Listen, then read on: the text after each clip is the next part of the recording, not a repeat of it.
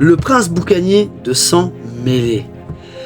Marshal Dietrich, le célèbre amiral d'un équipage plus que dégueulasse, possesseur du Gura Gura no Mi capable de détruire le monde et du Yami Yami no Mi qui est capable, lui, d'engloutir le monde dans les ténèbres. On en fait tout un monde, mais qui est-il vraiment? Alors, si on part du principe que Davy Jones est possiblement un mélange, Davy Jones, siècle oublié, pour nous remettre dans la temporalité, serait un mélange entre un géant, on dit dans le dernier chapitre, le 1171, que possiblement les 10 sont géants, mais ça veut dire aussi qu'il y a des géants 10. Donc ça serait un géant, Davy D. Jones, un géant, mélangé avec un homme poisson, parce que l'esprit de la mer, vous savez que Davy Jones est lié avec les abysses, la mer, les malédictions, c'est historiquement validé.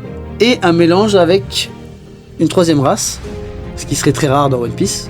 3 races, 3, le chiffre 3 qui est très lié avec l'œuvre, qui serait un habitant des îles célestes, comme les anges, on les appelle le plus communément. Donc on aurait l'ange, le démon et le partisan du soleil et de la lumière, comme un homme mais géant, donc les géants, qui vivrait un homme au final. Donc ça serait totalement plausible, mais qui ne serait pas forcément dans le camp de Nika, de par ses origines possibles, mais Oddie Jones et Arlong respectaient le soleil, mais n'en étaient pas les adorateurs, plutôt les modificateurs, pas vraiment des non-pensants, mais quelque chose qui s'en rapproche, qui ne réfléchissent pas, qui haïssent, des boules de nerfs. On nous dit que au 1160, au scan 1160, on nous dit que, quand on découvre la lignée des Davy maudites, que Rox est un boucanier lui aussi.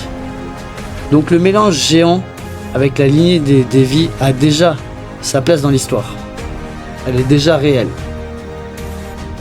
Rox plus sa femme, du coup une humaine, mélangeant encore les gènes de plusieurs races avec les gènes d'une autre race ou une autre race croisée, parce que tout le monde est une sorte de race bâtarde, on va mettre ce mot entre guillemets, mais il n'y a aucune race pure.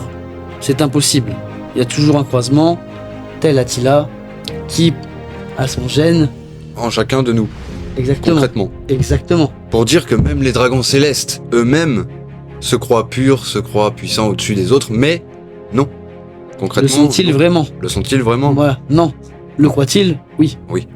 Alors, Rox étant issu du clan maudit des Davy, cru éteinte par les dragons célestes depuis 800 ans, quand ils l'aperçoivent, ils veulent directement l'exterminer pour finir l'histoire qui a déjà été finie pour eux de la lignée des Davy. Avant le siècle oublié, quand ils ont commencé à émettre une idée de gouvernement qui a été créée il y a 800 ans. Oui. C'est à la même période. Quand ils ont voulu régner en soi. Voilà, on nous dit qu'il a été créé il y a 800 ans, pas il y a 700 ans. Non, 800 ans. 800 ans. Ils ont effacé l'histoire parce qu'ils étaient au pouvoir. La justice et la vérité appartiennent aux vainqueurs. Teach, sans mêler, de par sa parenté, c'est l'engeance de plusieurs races.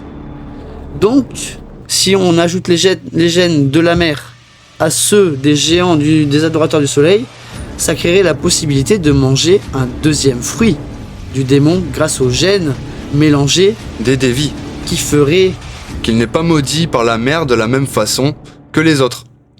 Et de par les actions et les paroles de Marco, nous comprenons que Teach n'est pas comme les autres, ce qui fait que ceci est possible. Lors de Marineford, c'est ces mots qu'il nous dit, qu'il nous révèle. Il n'est pas affecté par la mer de la même façon que les autres, exactement. Il en est le seul instrument de cette malédiction, à contrario des victimes de cette dernière, les autres possesseurs du fruit des démons qui sont victimes de la mer. Car maudit par elle, ne pouvant plus nager.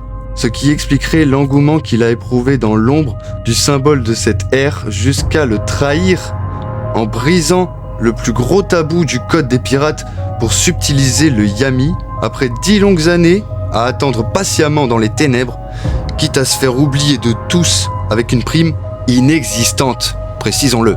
Et finir par tuer Satch, le capitaine de la 4e division du légendaire et tant apprécié Edward Newgate. Ce qui mènera à l'incident de Banero, qui fera partie du déclenchement de la plus grande guerre connue et non effacée de l'histoire. Et non effacée de l'histoire. Par vos soins, très cher Samurai. Oui, tout à fait. Je réfute cette vérité. Peach connaît l'histoire de Nika, Et l'histoire du clan Devi, de par sa mère son père et son père et son clan. et son clan. On est sûr que il le sait. Vu comment il est sombre du début, Il est sûrement au courant. ils lui ont donné les cartes. Ils lui ont imposé la croix. Il porte un fardeau.